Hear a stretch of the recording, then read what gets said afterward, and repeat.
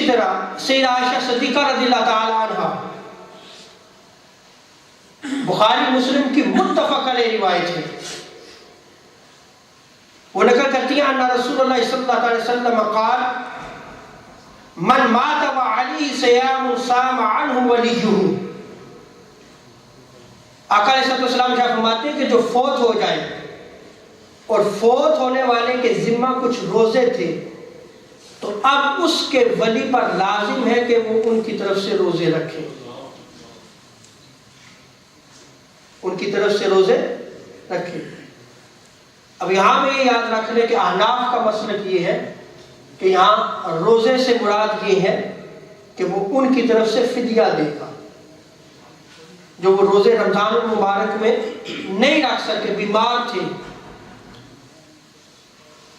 یا قریب المرگ تھے اور وہ روزے رمضان المبارک میں وہ انہوں نے زندگی کے ایام گزارے، اب روزے نہیں رکھ سکے۔ آقا علیہ السلام نے کیا فرمایا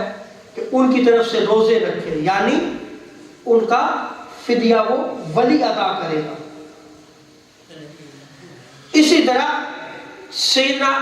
عبداللہ ابن عباس رضی اللہ تعالی عنہما، یہ ابو داؤد میں اس روایت کو نقل کیا گیا ہے، وہ نقل کرتے ہیں وَإِنْ كَانَ عَلَيْهِ نَذْرٌ قَضَى عَنْهُ وَلِيُّهُ، اگر مرنے والے کے اس نے کوئی منت مانی تھی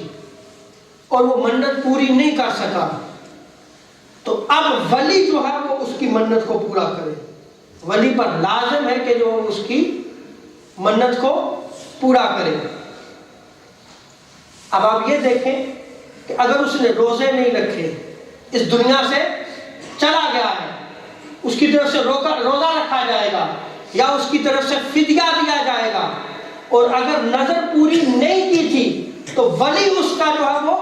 نظر کو پورا کرے گا۔ یعنی اگر کوئی زندہ جو ہے وہ اس کے لیے کوئی عمل کر رہا ہے تو اس کا ثواب جو ہے وہ اس کو پہنچے گا۔ اسی لیے جو ہے تاجدار کائنات صلی اللہ علیہ وسلم نے فرمایا کہ ولی جو ہے وہ اس کی طرف سے روزہ رکھے، ولی جو ہے وہ اس کی طرف سے فدیہ عطا کرے، اور اسی طرح نظر اگر مانی تھی اور پوری نہیں کر سکا تو ولی جو ہے وہ اس نظر کو پورا کرے۔